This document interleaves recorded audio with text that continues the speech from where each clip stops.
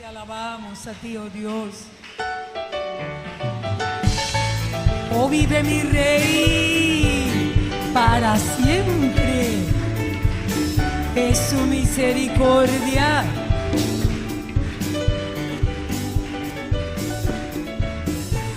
Te alabaré, mi Dios, porque eres santo. Te alabaré, mi Dios, porque eres digno.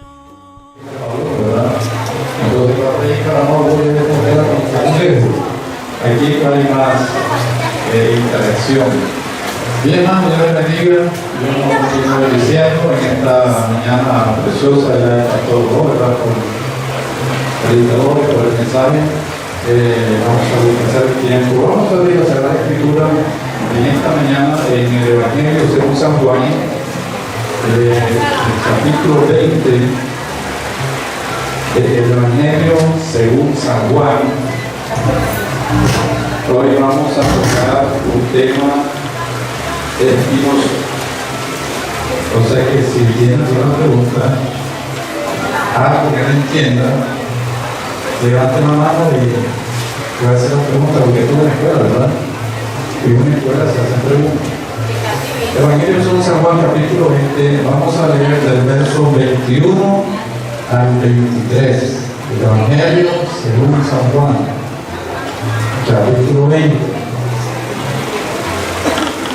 Leemos el verso 21 y lo hacemos en el Padre, el Hijo y el Espíritu Santo. Dice el verso 21. Entonces Jesús les dijo otra vez: paz a vosotros. Como me envió el Padre, así también yo os envío. Esto fue después que resucitó.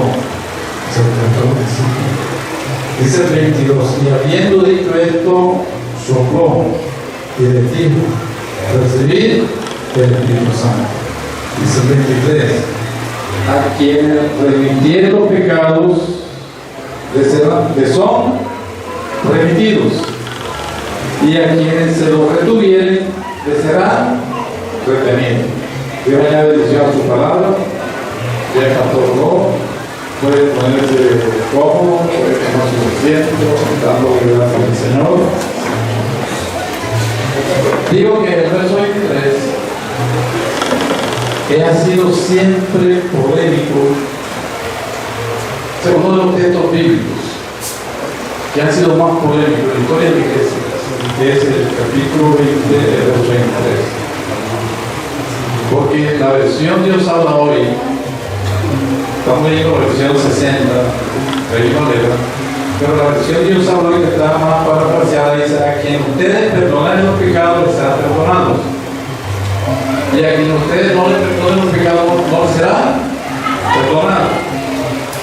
Eso dice la Biblia, Dios habla hoy, y es lo que quiere decir esto, que parece que pudiéramos perdonar pecados. A quien ustedes le perdonen los pecados les serán perdonados, y a quien ustedes no les perdonen los pecados no les será perdonado. Sin embargo, la Biblia dice, y ya aquí no está el problema, en el Evangelio según San Marcos, en el capítulo 2, verso 7, que ninguno puede perdonar los pecados sino Dios. Nadie puede perdonar los pecados si no es Dios. Y lo dice en Lucas 5:21. O sea, estoy dando solamente dos textos bíblicos. Podemos citar más. Donde el único que puede perdonar el pecado es Dios. Pero acá dice que sí podemos. Juan capítulo 20, verso 23 dice: a que ustedes perdonen los pecados serán perdonados. Entonces, ahí viene la parte de poder. Así como el domingo estaba predicando en mi iglesia, y allá hay un abogado. El abogado decía que hay una figura que es un término jurídico, que cuando dos leyes se contradicen, se llama, la palabra ley en la Biblia es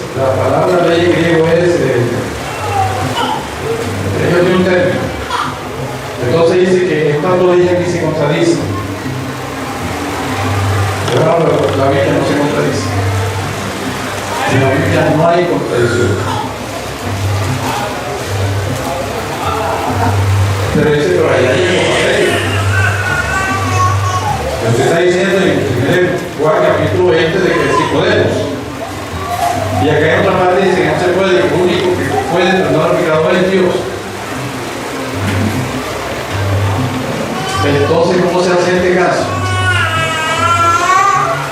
Hay que mirar una cosa, hermano.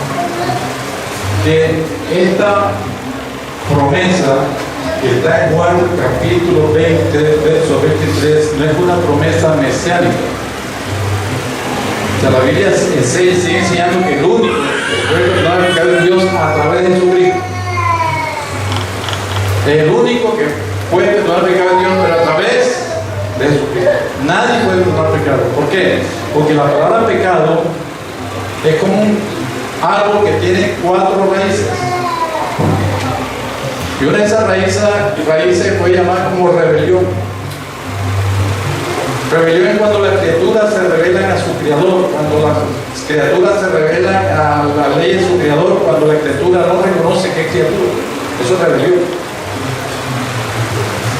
Hay otra raíz de la palabra pecado, es la palabra amartía, que es errar el plan. Pecado es errar el plan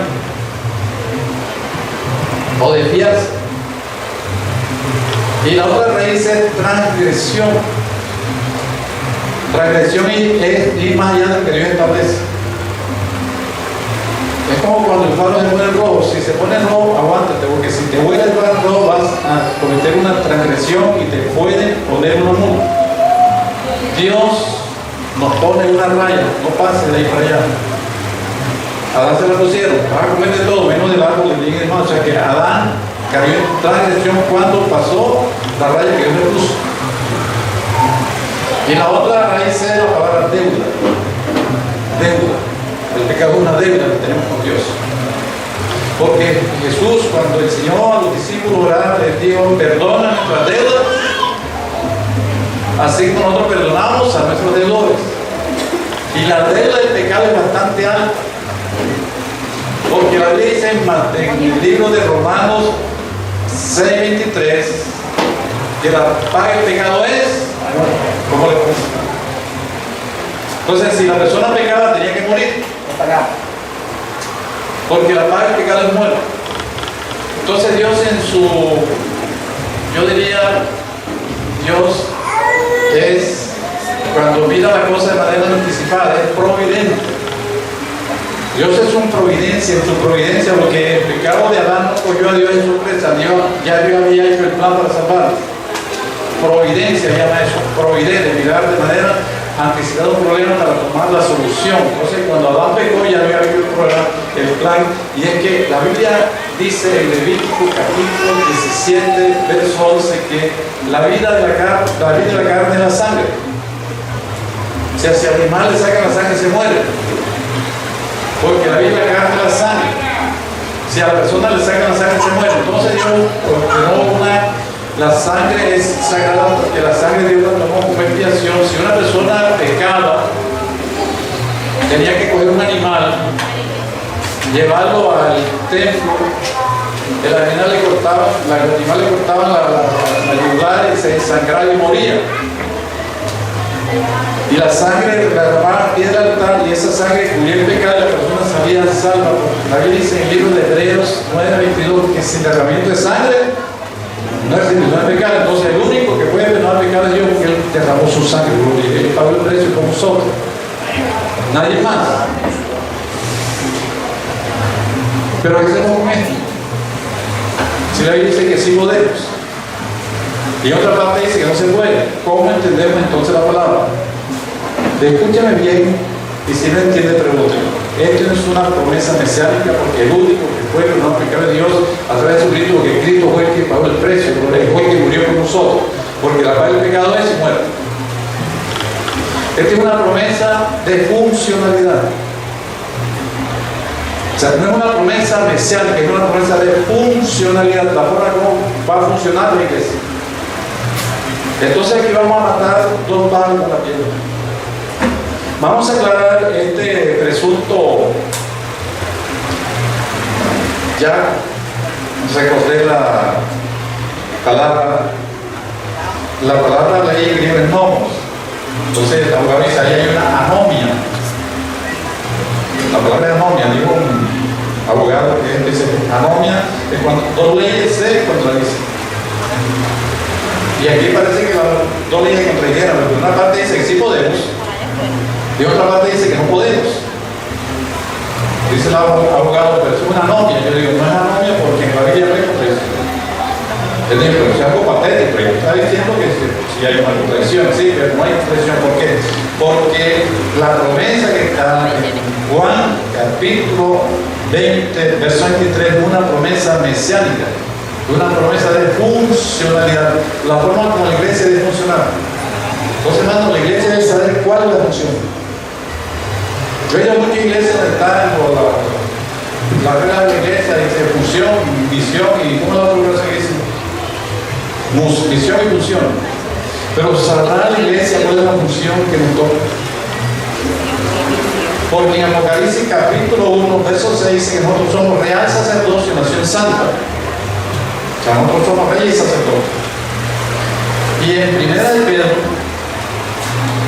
capítulo 2, verso 9, dice, vosotros sois real sacerdocio, nación santa, pueblo adquirido por Dios, ¿para qué? Para anunciar las virtudes de aquel que nos llamó de las tinieblas a su luz admirable. Entonces, ¿cuál es la función de la iglesia? Anunciar las virtudes, gloria a Dios. Por ahí vamos a ver. Ya en la iglesia, el ministerio sacerdotal se acabó. En la iglesia no hay sacerdote. O sea, Dios estableció como gobierno de la iglesia 5 ministerios. ¿Me lo puede recordar? Apóstol, profeta, evangelista, pastor y maestro. También diáconos y ancianos. Pero no aparece el ministerio sacerdotal que culminó con Cristo. Vamos a leer el libro de Hebreos y vamos a hablar de algunas cosas. Capítulo 7. Vamos a mirar algunas cosas en Hebreos. Capítulo 7 del libro de los Hebreos. Rápidamente, ¿verdad? 7. Bueno, rápidamente, que no he llegado a decir yo, pero ya llegué. Hebreos capítulo 7. Va a leer conmigo despacio y mirando la detalle el verso 22.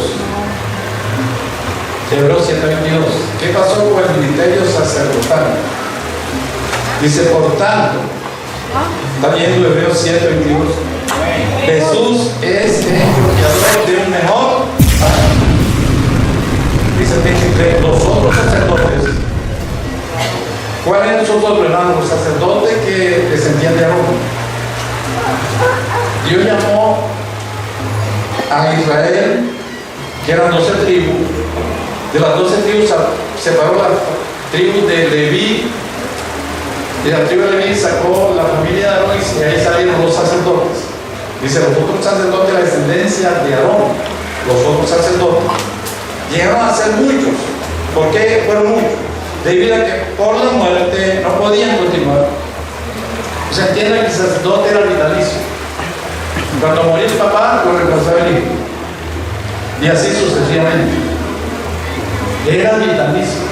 Por eso fueron muchos, por la muerte. Moría uno, reemplazaba el otro. Pero ¿qué dice el verso que sigue? El verso 24. Mas ¿a quién está refiriendo? A Jesús. Mas por cuanto permanece para siempre, teniendo un sacerdocio que es inmutable. O sea, inmutable es que no muda, que no cambia. Usted puede cambiar de ropa. El que está ropa de mano, cuando llegue no le tengo que quitar. Si me toca predicar mañana, por eso yo tengo varias mudas de ropa. Usted lo puede cambiar. Pero el sacerdocio es inmutable, o sea, no cambia. Y se puede cambiar. ¿Por qué? ¿Por qué? Dice, estamos leyendo el verso 24, ¿verdad? El 25. Por lo cual espere también salvar perpetuamente a los que por él se acercan al Dios viviendo siempre para interceder por él. Entonces, ¿cuándo se reemplaza el sacerdocio? Cuando moría. Era vitalicio. Pero resulta, hermano, que Jesucristo heredó el sacerdocio de Melquisedec y Jesucristo no murió. O sea, si alguien pretende ser sacerdote con ministerio, tiene que esperar que Jesucristo se muera, porque ese va. O sea, de pronto es como que una falta de comprensión decir que yo tengo el ministerio sacerdotal, lo que tengo que esperar es que Jesucristo se muera. Pero dice que es inmutable, que vive para siempre. O sea que Jesucristo, hermano, era un prototipo del sacerdocio de Melquisedec, que ni tuvo principio ni tuvo fin. Ahora, hablando bien del sacerdocio, la función sacerdotal, porque en la iglesia ya el ministerio no existe, pero sí existe la función. O sea, la función sacerdotal permanece en la iglesia, porque somos real sacerdocio, nación santa. ¿Me está entendiendo? No como ministerio, sino como función. ¿Y cuál era la función del sacerdote? Por lo menos el primer sacerdote que vimos en la Biblia fue Melquisedec. Libro de Génesis, capítulo 14. Dios estableció dos personas en el Antiguo Testamento que le dio unas características especiales, un ministerio especial, que fue el sacerdote y el profeta. ¿Cuál era la función del sacerdote en el Antiguo Testamento, hermano? Hermano, representar al hombre ante Dios, y representar a Dios ante el hombre. O sea, era un mediador en el Antiguo Testamento. El sacerdote le hablaba a Dios de los hombres y le hablaba a los hombres de Dios. Ese es el sacerdote. El único autorizado para hacer eso, hermano, era el sacerdote. Ninguna persona tenía que ser la descendencia de Aarón. Pero cuando el sacerdote fallaba y no cumplía la función de direccionar el pueblo, entonces Dios levantaba el profeta. O sea, los profetas fueron levantados que los sacerdotes fallaban. Los sacerdotes se corrompían. O sea, los sacerdotes dejaban la función que les tocaba y era direccionar a la nación. Por eso que los levitas no le dieron heredad, sino que los levitas, cada tribu le daba una ciudad y los regó en las demás tribus, que ellos direccionaban el pueblo. Pero cuando los sacerdotes se corrompían, entonces Dios levantaba al profeta. ¿Cuál es la función del profeta? Direccionar a la nación, donde Dios. Hablar a la nación del pecado, del arrepentimiento y salvación. Un profeta que se respete, la función es hablar del pecado, de arrepentimiento y de salvación, que sería la función del sacerdote. Pero vamos a mirar cuál fue la función de Melquisedec, y hablar conmigo de la Biblia en el libro de Génesis, capítulo 14. Y vamos a poner atención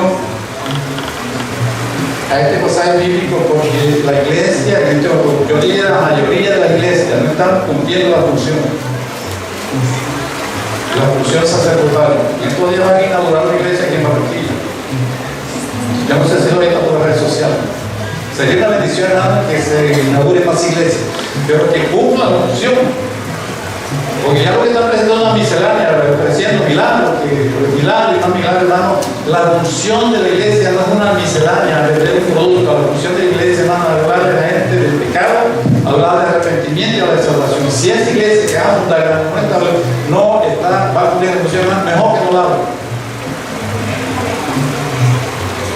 ¿Cuál es la función de la iglesia? Ubíquese en el libro de Génesis, capítulo 14, y vamos a ponerle sentido a esto.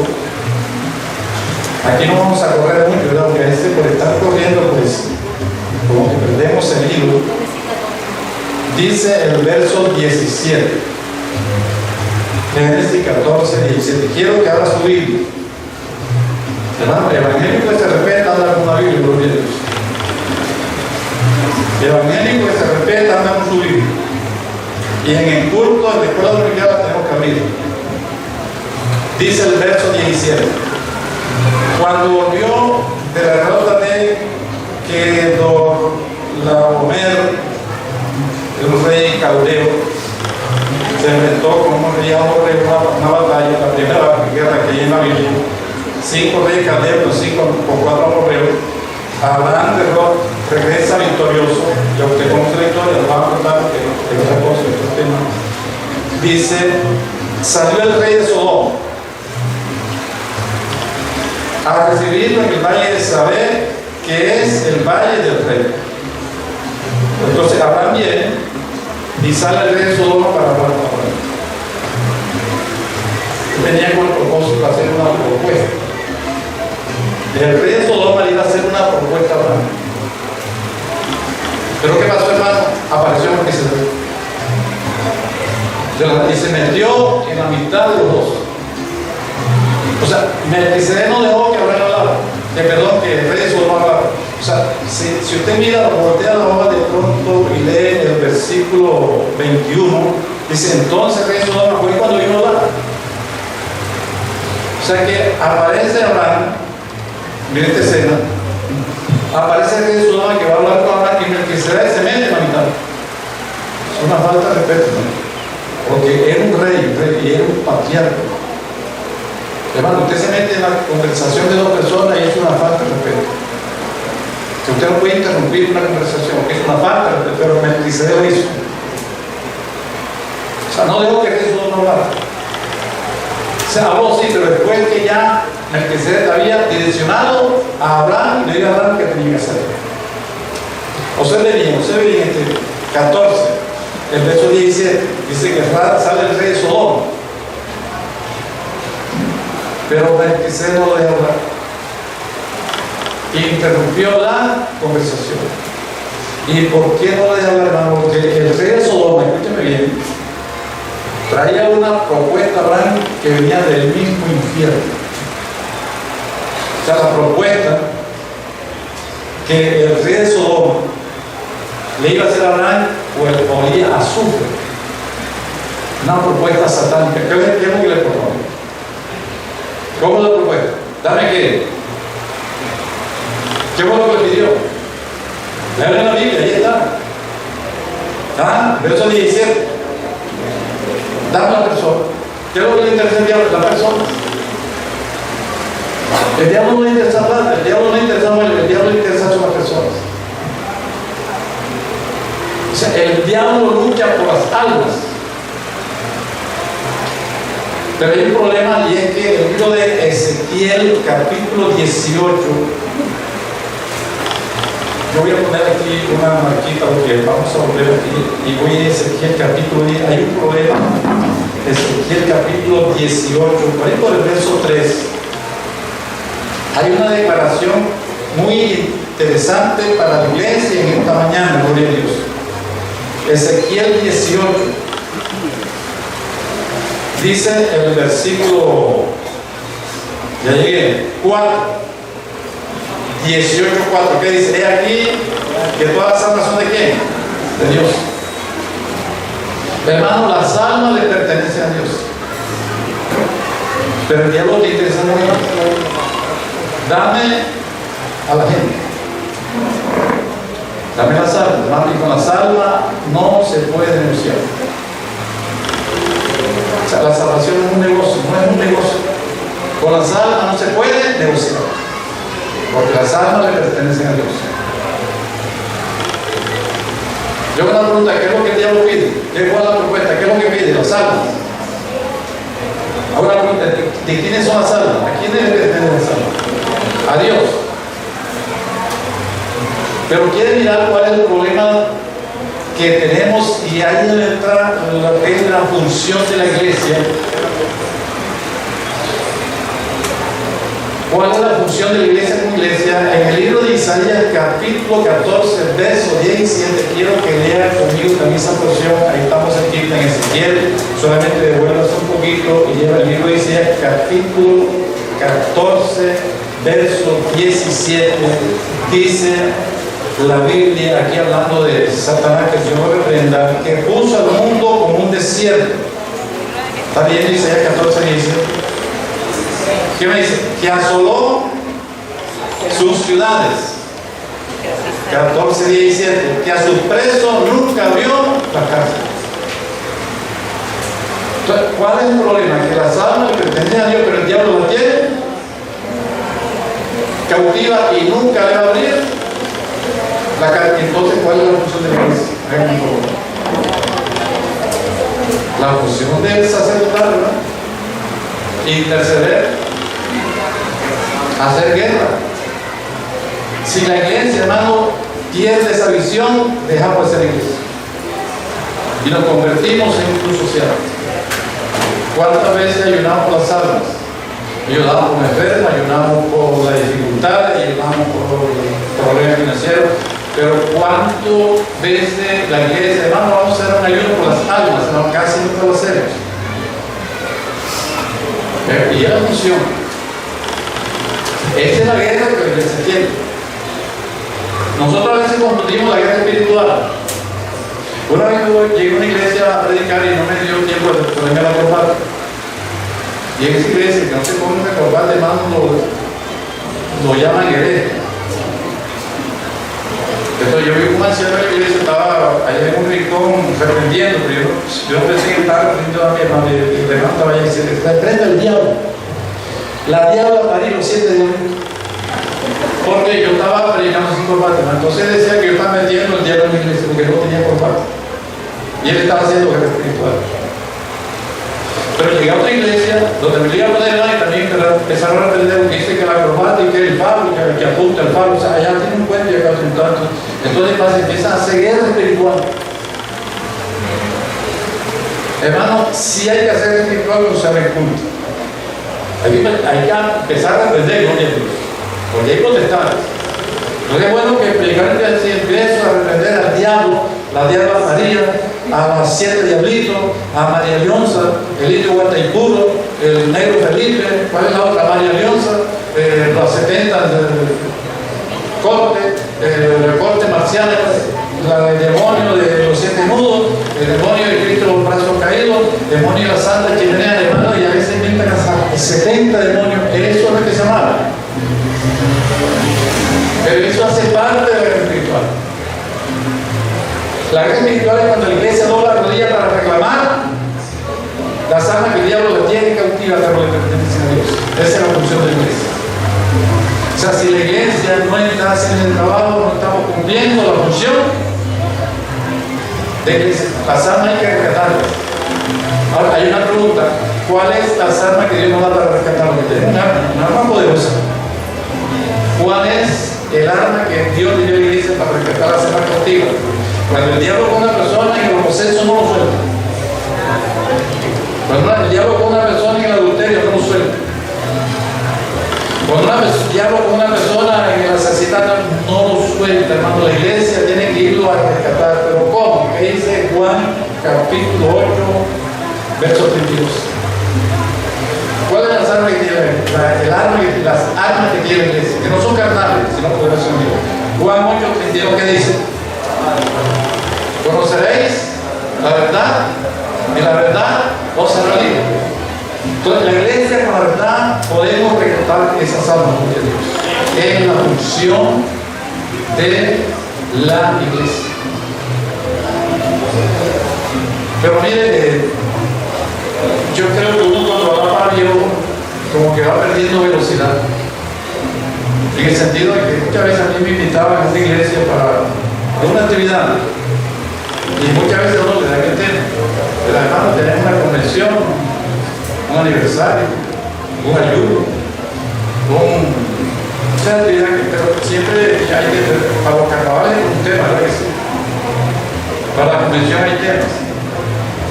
Y entonces yo muchas veces, hermano, para preparar el tema, podría demorar hasta 5 días.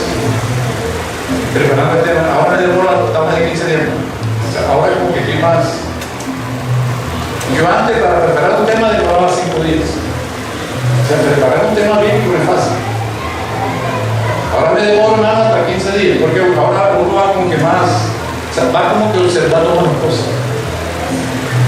Porque, hermano, todo el mundo comete errores muchas veces por falta de tener ese observar, interpretar y aplicar.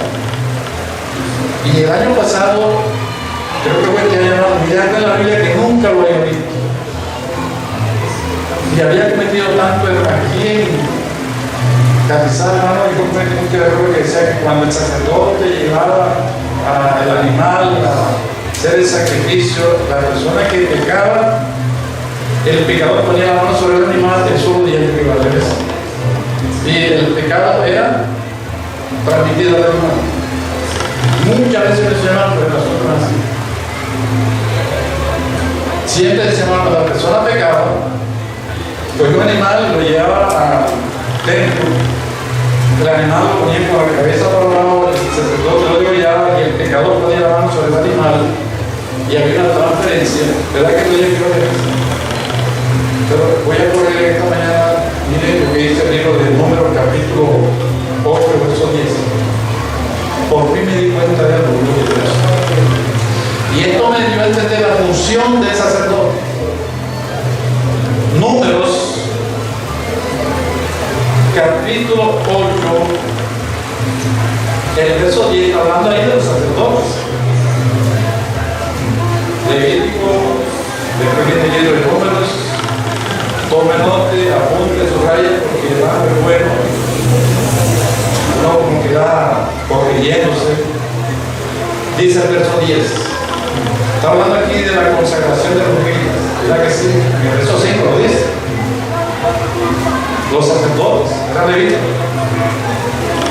Dice el verso 10. Y cuando hayas acercado a los levitas delante de Jehová, que ahí salían los sacerdotes, pondrán los hijos de Israel sus manos sobre los levitas. Mire, el pueblo ponía manos sobre los levitas. Ponían el sacerdote. Eran los mediadores en aquella época. Y ahora el único mediador de Cristo. En aquella época los mediadores eran los sacerdotes, porque eran tipo de Cristo. ¿Estoy explicando? Cristo es el prototipo. Cuando hablamos de tipo, una figura literaria que tiene un elemento profético, siempre el tipo mostraba algo que iba a venir. El sacerdocio arónico era tipo de Cristo. ¿Qué hacía el pueblo con el sacerdote? Ponían la mano sobre el sacerdote. ¿Qué hacía? Le transmitían él, explicaba el sacerdote. ¿Qué hacía el sacerdote? El día de la expiación, cogía un animal y también lo mataba, pero también ponía la mano sobre el animal. Y quien ponía la mano era el sacerdote, no el referente. Porque era el sacerdote, el mediador. Yo les voy a dejar una tarea que era el primer capítulo de Levítico en su casa. Levítico del 1 al 7, y ahí siempre dice que el sacerdote pone la mano sobre el animal. El sacerdote no era el pecado, sino el sacerdote. ¿Por qué? Porque la función era la siguiente: el pueblo ponía la mano sobre el sacerdote y recibía el pecado. ¿Qué hace el sacerdote? Ponía la mano sobre el animal y transmitía el pecado. El sacerdote lo tomaba ahí. Eso es lo que es la función de la iglesia. En este momento, ¿de qué manera? Vamos a mirar esto. La función sacerdotal, ya el ministerio terminó con Cristo. A ver si alguien aquí en voz alta lo que dice 2 Corintios capítulo 5, verso 21. ¿Cuál es la función de Cristo en este momento? 1 Corintios 5,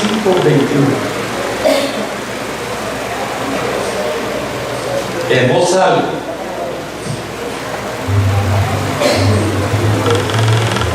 Está hablando de Cristo, gloria a Dios. Está hablando de Jesús. Al que no conoció pecado, por nosotros lo hizo pecado. 2 Corintios 5, 21. ¿Cómo dije yo? Hermano, que yo no para yo porque está dictando ya. Es 2 Corintios 5, 21. Ahora sí, vean. Al que no conoció pecado, por nosotros lo hizo pecado, para que nosotros fuésemos hechos justicia de Dios. Cuando habla de justicia es que la deuda quedó cancelada. O sea, la humanidad puso la mano sobre Jesús, todo. ¿Y dónde dice el hizo? Primera de Juan, capítulo 2. Miren lo que hizo Jesús. Primera de Juan, capítulo 2. Ahí dice primera de Juan, capítulo 2. Miren lo que hizo Jesús. La importancia del sacerdocio. Primera de Juan, capítulo 2, 2, primera de Juan. 2, capítulo 2, verso 2. Y eres la propiciación por nuestros pecados. Hay una propiciación por nuestros pecados. ¿Sí? Y no solamente por los muertos, Sino también por los de todo el mundo. Dios en Cristo cargó el pecado de toda desierto. Evangelio según San Juan, capítulo 29, dice: "He aquí el Cordero que quita". Jesucristo no solamente murió por ti, murió por toda la humanidad. Pero ¿qué pasa, hermano? Pero la humanidad lo tiene que recibir. Porque si no lo reciben, nosotros hermanos decimos que Dios es amor, que Dios es amor, y hay que predicar amor, sí, pero es amor. Pero también, hermano, Dios está irado con el pecador.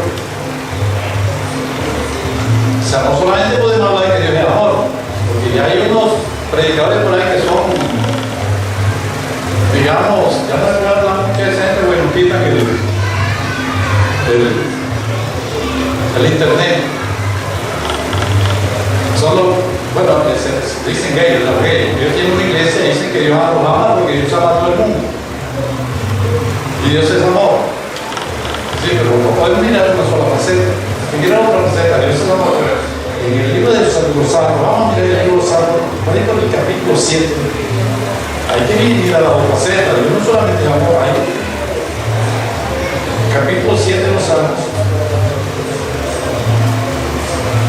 Dice el versículo 11, 7-11 de los Salmos: Dios es justo.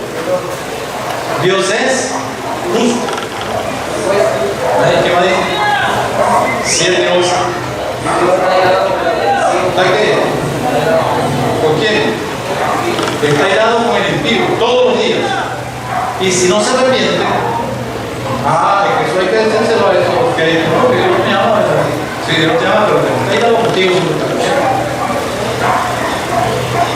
¿Qué me dice el verso 7? Si no se arrepiente, él afilará su espada. Armado tiene ya su arco y lo ha preparado, así mismo ha preparado armas de muerte y no ha labrado ni ha labrado saeta de viento. Y en esa parte nos dice que Dios es amor. Juan capítulo 3, porque de tal manera amó Dios el mundo. Vamos a mirar otra parte ahí, capítulo 3, porque usted mira la otra parte. Juan capítulo 3, Dios es amor. Pero ¿qué dice el verso 36? Juan 3:16 dice que Dios es amor, pero ¿qué dice el verso 36? Hay que encontrarse el mensaje de no, que Dios me ama porque Dios ama a todo el mundo, que Dios ama a todo el mundo, que Dios soy yo para morir por todo el mundo. Pero Dios es justo. Juan 3, el 16, porque está mandando a todo el mundo, porque dice el verso 36. Ajá. Pero el que rehúsa creer en el Hijo no verá la vida. ¿Sino que qué? No que la ira de Dios. Que la ira de Dios está sobre eso, sinvergüenza. La ira de Dios está sobre esa gente que dice: Dios es amor y soy pobre, y yo me quedo. La ira de Dios está sobre tu vida si no te arrepientes. La gente hay que mandarle que se arrepienta, gloria a Dios. Y es la función de la iglesia. Le hago una pregunta: ¿estará la iglesia predicando mensaje de arrepentimiento? ¿Estará la iglesia predicando mensajes de arrepentimiento? Porque el mensaje evangelístico, o sea, acabaron de hacer rato. Ya no, bueno, algunas sí. Pero la mayoría de la iglesia ya no hay campaña evangelística. O sea, el evangelista, hermano, en la iglesia es una bendición. Los hermanos que tienen ministerio evangelístico, hermano, y que orar por ellos son una bendición. Y ellos tienen mensaje de arrepentimiento. Y a la gente hay que mandarle que se arrepienta, porque si no, la ley de Dios está sobre ellos. Esa es la función de la iglesia. Si la iglesia no está predicando arrepentimiento, no estamos cumpliendo la función sacerdotal. Ahora, ¿cómo un sacerdote le puede retener los pecados a una persona? Volviendo a Juan capítulo 20. La persona pecaba y tenía que ocurrir un animal sin defecto.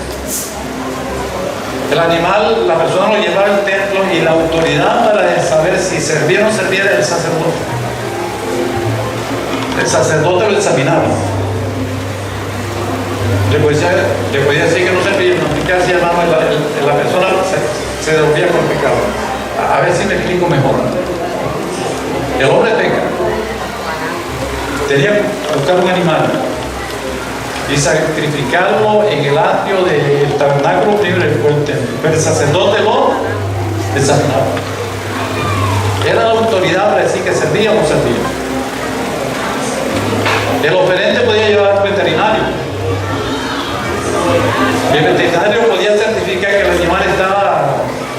tenía nube en los ojos, que no tenía sarna, que no tenía la autoridad del sacerdote. Si el veterinario decía que servía y el sacerdote decía que no servía, hermano, quien tenía la autoridad era el sacerdote. Él tenía la potestad para que el hombre se devolviera con el pecado o entrar y hiciera el sacrificio. Ya que si el sacerdote no hacía el sacrificio, le retenía los pecados a la persona. ¿Me estoy explicando? Podía que de pronto el animal estuviera muerto, pero el sacerdote decía que no servía, no servía, y el hombre se devolvía con los pecados, o sea, salía con su mochila llena de pecado. El sacerdote podía decir que sí o podía decir que no. Pero hay una historia en la Biblia, hermano, que narra bien lo que es la historia de la salvación. Y vamos a ir al libro de Segunda de Samuel. Y aquí sí nos vamos a detener un poquito, porque recuerden que ya hemos dicho aquí muchas veces que la historia de la Biblia es la historia de la salvación. El libro de Segunda de Samuel capítulo 9. Quiero que se ubique y mire esta historia que ilustra, hermano, la función de la iglesia. Si usted se calla y no predica el pecado, hermano, está condenando al mundo. Hermano, la iglesia tiene la verdad. Y si no la predica, estamos condenando a la gente. El único que puede libertar a una persona del homosexual, hermano, en la iglesia trae la palabra. Porque la palabra lo hace libre, pero esa palabra la tiene la iglesia, hermano. No olvídense que va a ser el alcalde de Barranquilla. No es la alcaldía, no es la gobernación. No es la fiscalía, es la iglesia, el que tiene la función de ir a predicar la verdad para que la gente sea libre. Si la iglesia se calla, la humanidad se pierde. Segunda de Samuel, dije, ¿verdad? Capítulo 9. Miren esta preciosa historia que es la historia de la salvación. Segundo libro de Samuel, capítulo 9. Estamos llegando.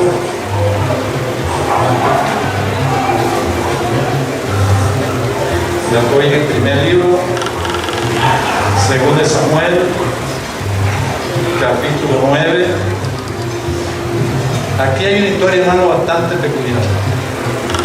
Y es la historia de Mefibosé. Usted la conoce porque eso lo hemos leído varias veces. Mefibosé era nieto de Saúl, hijo de Jonatán, o Jonatán. O sea, este muchacho era heredero del trono. Era un príncipe. Jonatán era el papá. Al morir Saúl, y también el papá, el directo rey de Israel era Mefibosé. Y había una ley en aquella época que cuando un rey lo destornaba, en el caso de Saúl, que lo destronaba, el rey que ocupaba el cargo mataba a toda la familia, para que no hubiera una persona que se levantara a reclamar el trono. O sea, para salvar sin salud, mataban a los demás para que no hubiera heredero. O sea que cuando muere Saúl en Monte Gilboa y muere Jonatán, hermano, ese muchacho lo iban a matar porque era el heredero. Entonces el rey que iba a tomar el trono no quería tener una culebra, porque ese muchacho le podía arrebatar el trono. ¿Me estoy explicando? Entonces lo mataban. Entonces la muchacha que le estaba cuidando salió corriendo, pues sabía que lo iban a matar. Esa es la costumbre. Y en la huida lo dejó caer y quedó lisiado de la muerte. Pero no importa, te voy a esconder. ¿Y sabes dónde lo voy a esconder, hermano? En Lodemar. Lodemar era la antigua Debir. En la Biblia hay dos pueblos que se llaman Debir. Uno acá en la parte sur, por el desierto de Berseba, y otro en la parte norte, en los límites con Padán Aram. Ese pueblo que está en guerra ahora, eso se llama Siria. Ese lugar de Siria, Debir, hermano, era una tierra desértica, no apta para vivir, porque no había cosecha, no había ganadería. Entonces esa tierra era tan estéril que no había forma de vida, porque la gente ahí vivía, y era una tierra que estaba apartada. Y como ahí casi nadie iba, hermano, entonces ella lo iba allá, porque ahí sabía que no tenía otro que sea, pues nadie lo visitaba. Miren, aquí en Magdalena hay un pueblo que se llama Carreto, está cerquita de Pibitay. Ese pueblo es tan pobre. Se le conté el pueblo rico. O sea, usted va a CDT, hermano, y hay 6 sucursales bancarias. En CDT no hay billetes, un pueblo que tenga 6 sucursales bancarias, hermano, hay billetes. Y esa gente, hermano, va a los predicadores así porque hay buenos. Pero allá, acá ya nadie va, porque allá hay que ir una compra, gloria a Dios.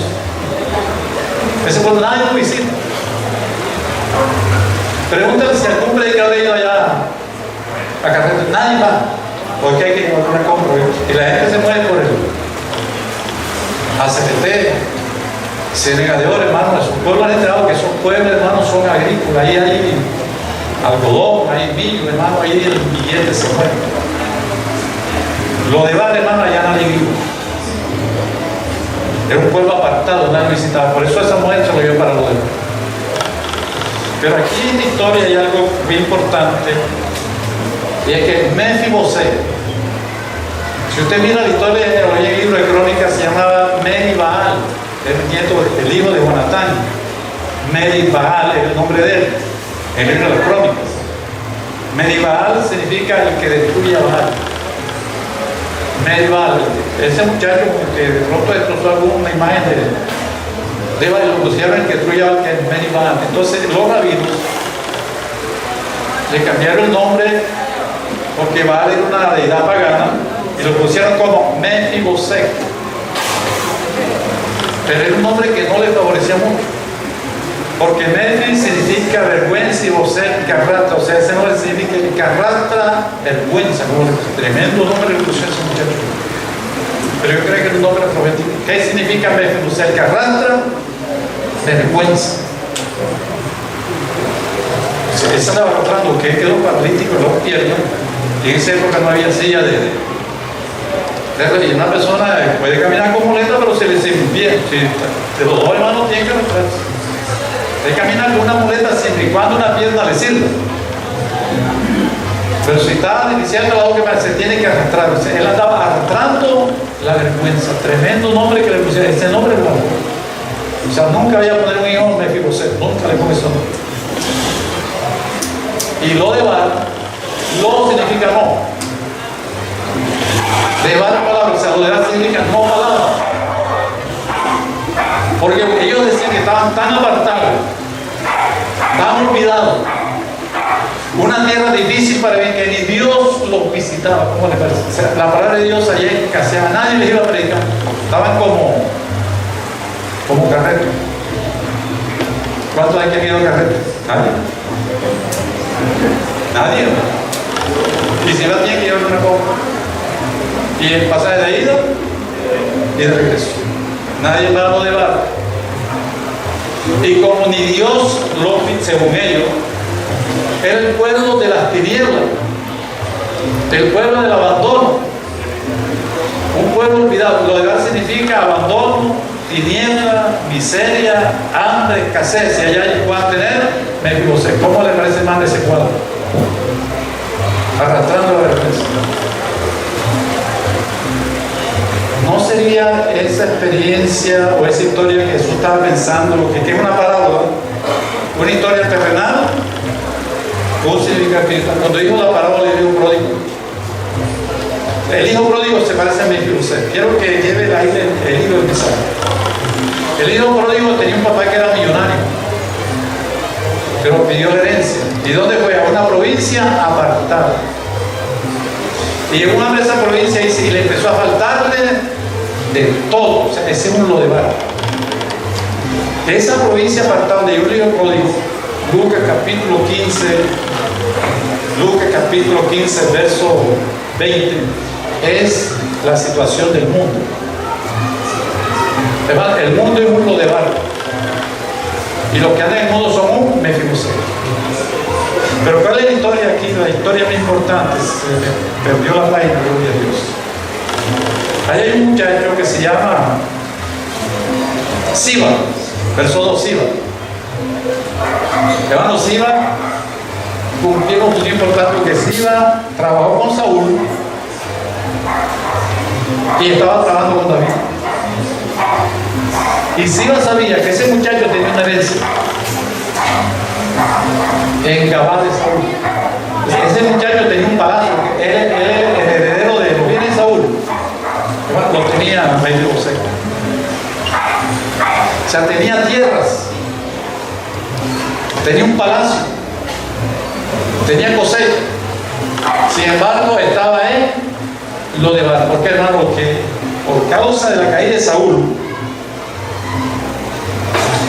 la muchacha tuvo que salir huyendo. Luego que por causa de una caída quedó lisiada. ¿Por qué el hombre tiene esa ayuda, hermano? ¿Por qué el hombre tiene esa ayuda? Por una caída. ¿Quién fue el que cayó, hermano? Nuestros primeros padres. ¿Quién fue el que cayó? Adán. Salió y puso el hombre en un paraíso. Ahí hay un paraíso que lo está esperando, pero el hombre está en un lodebar. ¿Sí me estoy explicando? O sea, el hombre tiene una herencia. O sea, espiritualmente, la Biblia dice en 2 de Corintios capítulo 4 verso 18 que tenemos que mirar las cosas que no se, como dice 2 de Corintios 4, 16, o creo que es el 18. Mire la función de no mirando las cosas que se ven, sino las que no se ven. ¿Cómo dice 2 de Corintios 4? A ver si lo consigo. No mirando nosotros las cosas que se ven, ¿Sí? sino las que no se ven. ¿Cuál es el versículo? Las cosas que se ven son temporales. 4. No mirando las cosas que se ven, sino. Las que no se ven. Bueno, anoche estábamos hablando de eso, es una paradoja, es una contradicción. Nosotros podemos mirar las cosas que se ven. Las cosas que no se ven, no se ven. Pero dice, no mirando las cosas que se ven, sino las que no se ven. ¿Cómo así, hermano? Yo hablo de una familia adinerada aquí en Barranquilla que son los Charas.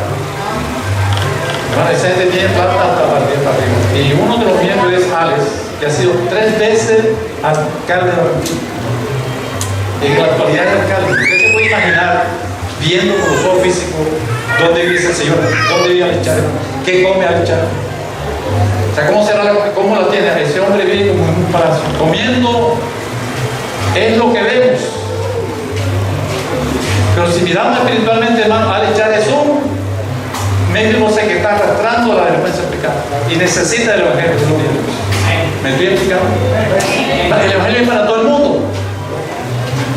Es que nosotros pensamos que lo que necesitan el evangelio son los pobres, hay que meternos en la caleta así, ¿no? Pero la gente allá arriba también necesita, porque todos están en un lodebar y son Mefibosé.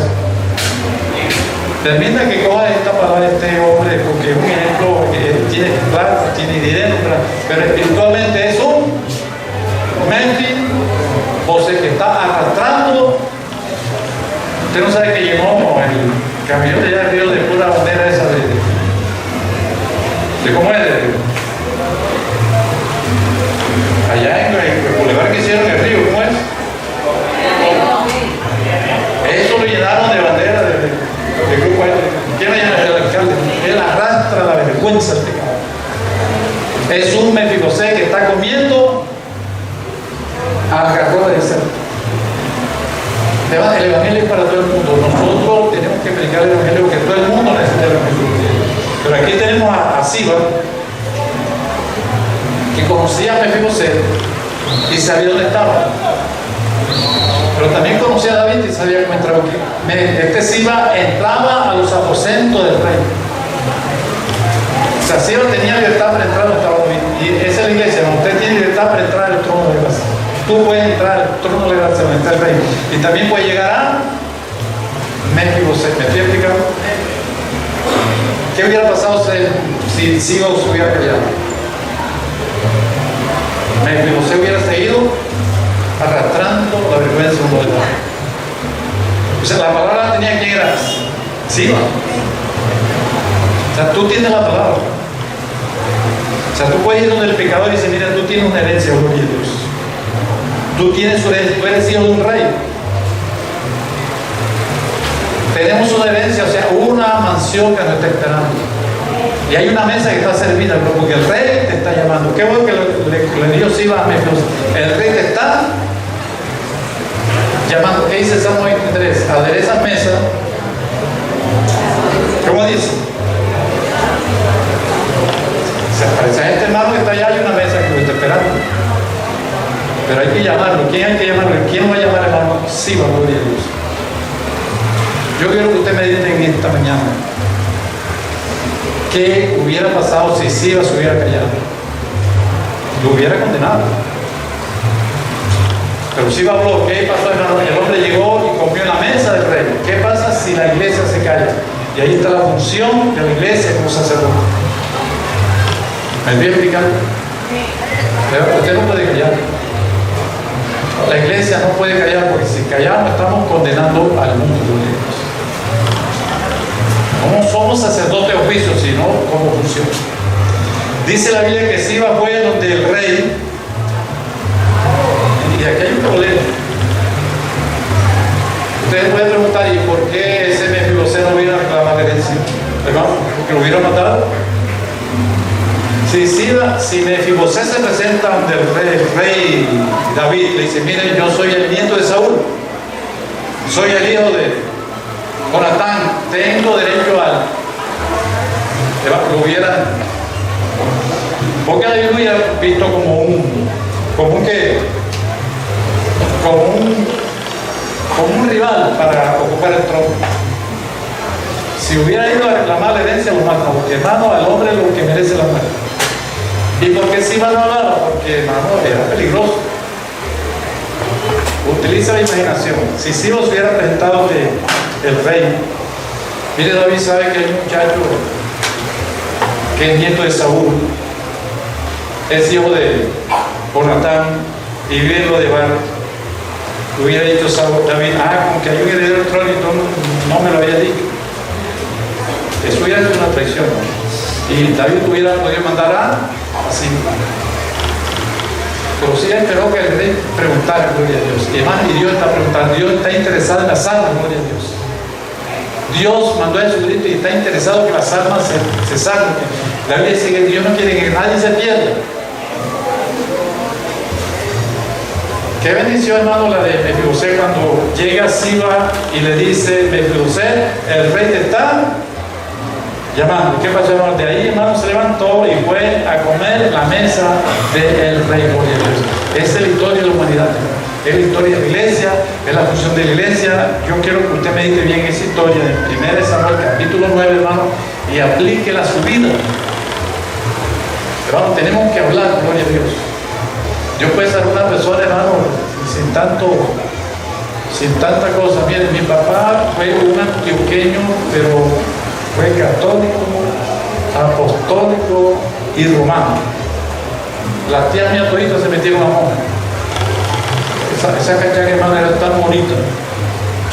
Que las tías mías eran bonitas, gloria a Dios. Era una antioqueña de Santa Rosa de Chalón, que cuando estaban jóvenes no había hombre que valiera la pena. Era muy creída, pero cuando le llegó el año, hermano, ya la que no valía la pena era ellos. Y tuvieron que meter a monja todo. Hermano, la mujer tiene que aprovechar la juventud, y el hombre también. Entonces, metieron a monja, hermano. Yo nací en la hostia. Una vez nosotros nos fuimos una cantidad de hostias, y llevaron allá y cogimos las hostias y empezamos a coger, claro, que la hizo. Y cuando le hablábamos a mi papá de Cristo, dice: mijo, pero si yo fui el primero que trae la Biblia aquí a la casa. Y era verdad, hermano. Pero estaba la promesa, gloria a Dios. Mire, al viejo mío le dio un infarto. O sea, le dieron 6 infartos uno detrás de otro. En el 6º infarto yo estaba predicando allá en Valledupar y me llamaban: tu papá se está muriendo. La gente de los pueblos, hermano, que tiene una sabiduría. La gente de los pueblos tiene una sabiduría. La gente de los pueblos, cuando ve que esto aquí, la gente se le pone mojoso. Es porque está muriendo. La gente que se va a morir, esto se le ve como mojoso. Ya tu papá tiene la nariz mojosa, o sea, se está muriendo. Y el pastor allá, cuando eso era la violencia, que estaban quemando los buses en la carretera, no, pero no fue ahora, porque es mañana, vamos a orar para que Dios lo librara y no se murió, gloria a Dios. Y en ese infarto, el centro, hermano, Jesucristo lo visitó en un cuidado intensivo. Hermano, y le habló el Evangelio y le dio un himno que después lo cantaba. Y ese Dios se convirtió tanto que como ya no podía ir a la iglesia, porque él quedó todo, hermano, entonces le hacía que le hicieran culto en su casa, hermano, y en su casa, hermano, se convirtieron ahí todos los vecinos, hermano, o sea que murió a los 6 meses de haber sido a Cristo como Salvador, que le dio el séptimo infarto y el séptimo se fue, hermano, pero Jesucristo se lo dio por él, porque Dios no estaba interesado en que las almas se salven, gloria a Dios. O sea, lo salvó la campana, pero se fue con Cristo, gloria a Dios. Tengo un tío en la Ceiba, también en la misma situación, pero tenía un apartamento en el patio y alquiló a una hermana evangélica, ¿verdad? Y el hombre le da también infarto y fueron las hermanas y le hicieron la oración de fe. La gente dice que no hay que hacer oración de fe, hermano. El diablo para con ese juego. A la gente hay que hacerle la oración de fe, gloria a Dios. Algunos evangelistas no, que no hay que hacer oración de fe porque el diablo no le conviene, hermano. Y el hombre acepta a Cristo, hermano, y a la media hora se muere. Cuando yo llego y dice la hermano, se fue con Cristo y le dedicamos a Cristo y aceptó a Cristo. O sea que Dios está salvando, Dios está interesado en la salva, pero la iglesia tiene que hablar. Porque el mundo es un desierto de agua no hay, hermano. La iglesia tiene un mensaje de salvación. La iglesia tiene que cumplir la función sacerdotal. Yo voy a terminar ya. Está el mensaje con el libro de Tito, capítulo 1, que es una porción que aquí hemos leído varias veces, pero la vamos a recordar. La función de la iglesia como sacerdote. Tito está antes de los hebreos, antes de Filemón, después segundo de Timoteo. Aquí Pablo le recuerda a Tito la función de la iglesia como sacerdote, la función sacerdotal, ya no como ministerio, sino como función. Estoy explicando. Pablo, siervo de Dios y apóstol de Jesucristo, conforme a la fe de los escogidos de Dios y el conocimiento de la verdad que es según piedad. Pónganle cuidado porque voy a hacer una pregunta. ¿El conocimiento de qué? De verdad que según piedad, es la esperanza de la vida eterna, la cual Dios, que no miente, prometió desde antes del principio de los siglos y a su debido tiempo manifestó su palabra por medio de la predicación. Le hago una pregunta. ¿Cuál debe ser la función de un evangelista cuando agarra el micrófono allá en las caletas esas? Usted va a explicar el evangelio. ¿Cuál es la función? Que la palabra de Dios se manifieste. ¿Cuál debe ser la función de un evangelista? El evangelista tiene que tener, hermano, pasión por las almas. El evangelista tiene que tener el corazón lleno del amor de Dios. El mensaje evangelístico, hermano, usted tiene que hablar es del amor de Cristo, gloria a Dios. Dice, el conocimiento de la verdad que es según piedad. Yo le voy a dar un consejo a los evangelistas de esta iglesia. Nunca en una campaña evangelística empieza a hablar de la idolatría. O sea, el mensaje evangelístico le está hablando a una persona que fue evangelista durante 5 años. Yo fui evangelista, los primeros 5 años del ministerio fue como evangelista. Hicimos una campaña en el barrio Manuel Beltrán. Tan pronto lo invadieron. Manuel Beltrán es una invasión, tiene más de 40 años. Y hicimos una tarima, hermano, y me subí en esa tarima y recuerdo un mensaje que tiré allá en Manuel Beltrán, que está en el libro de Cantar de los Cantares, capítulo 16, que me llevó a la casa del banquete y su bandera sobre mí fue amor. ¿Cómo le parece, hermano, ese versículo? El Cantar de los Cantares. Se lo recomiendo a los evangelistas, hermano, pedí ese mensaje. Y le explicaba por el Espíritu Santo a la gente, a mi converso, de que hay unas leyes internacionales que a una persona no le puede disparar mientras esté envuelto en el pabellón o la bandera de algún país. Y yo había oído de un testimonio de un hermano que se había apartado, había cometido un delito y le iban a fusilar. Y él ya lo tenía apuntado por el Señor, salva. Si me salvas, te serviré para toda mi vida. En ese momento llegó un carro, hermano, sacó una bandera de los Estados Unidos y lo murió.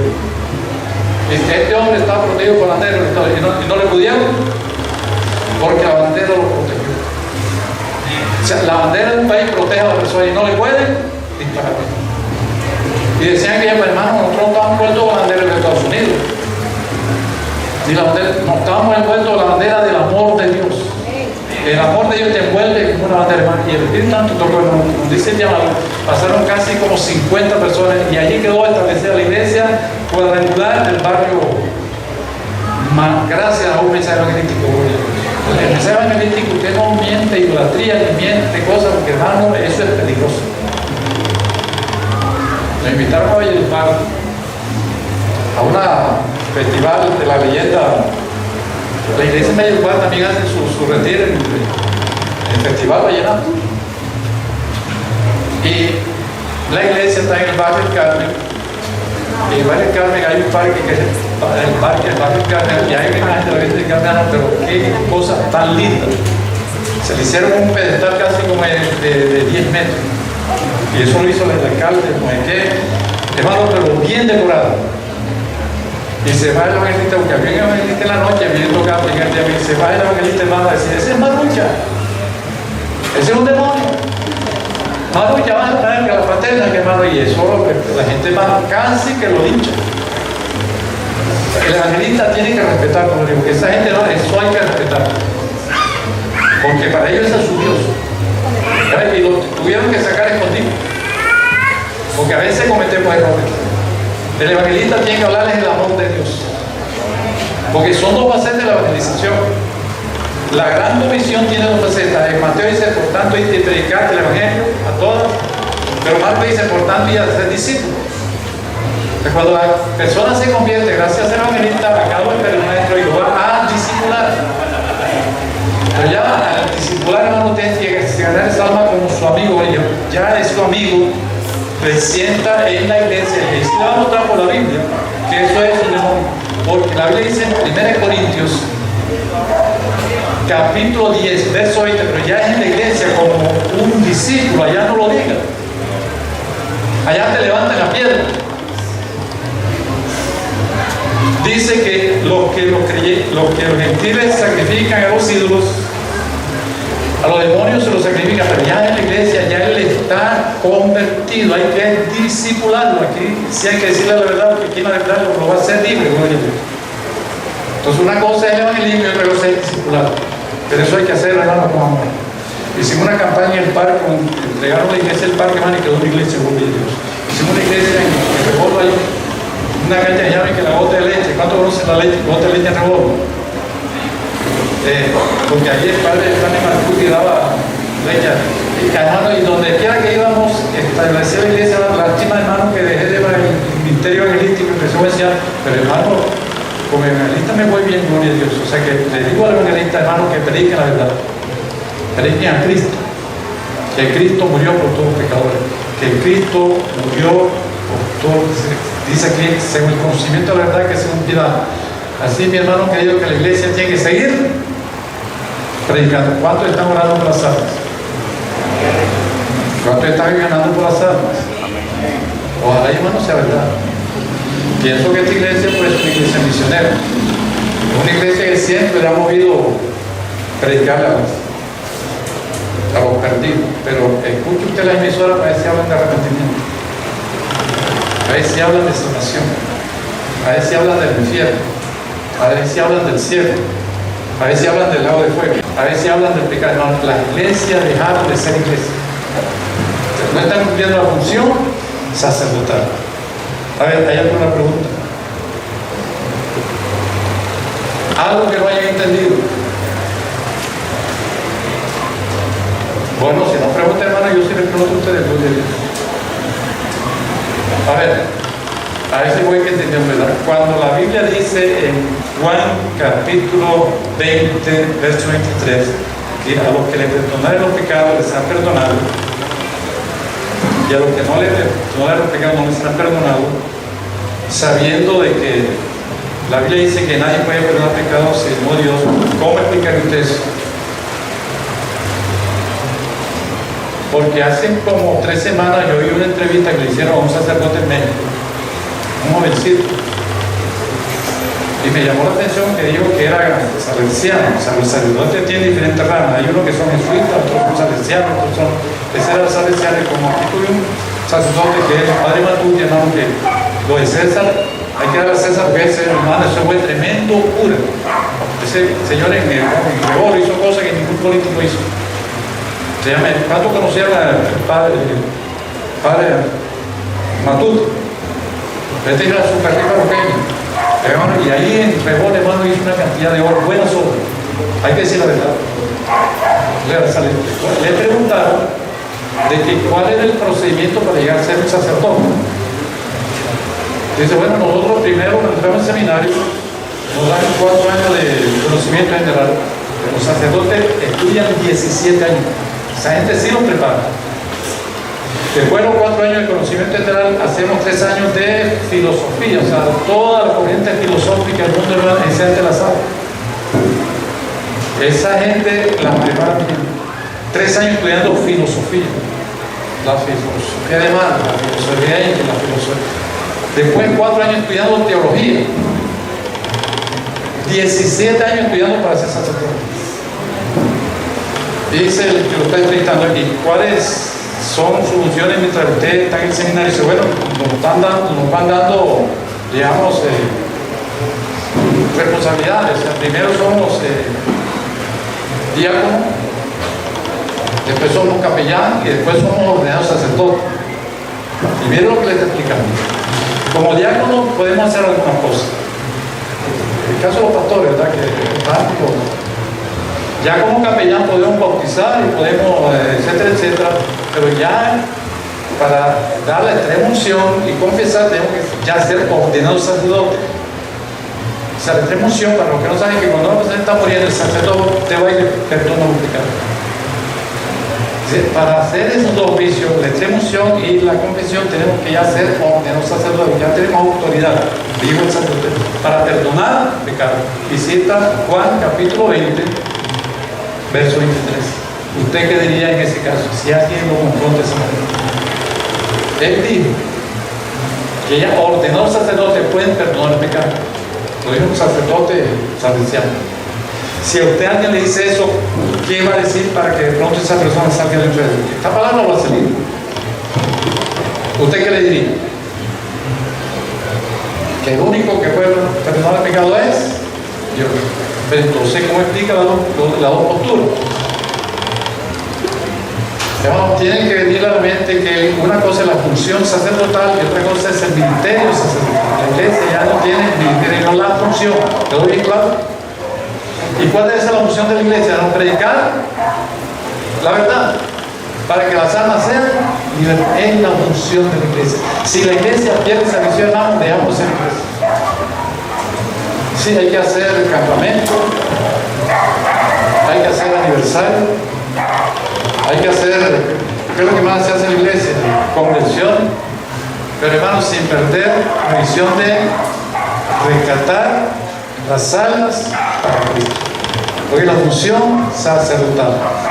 Bien, ¿quedó todo bien claro? ¿Qué tal, hermanos, si nos ponemos de pie y hacemos una oración? ¿Qué le vamos a pedir al Señor en esta mañana, hermano? No le vamos a pedir plata, ni riqueza, ni por salud, sino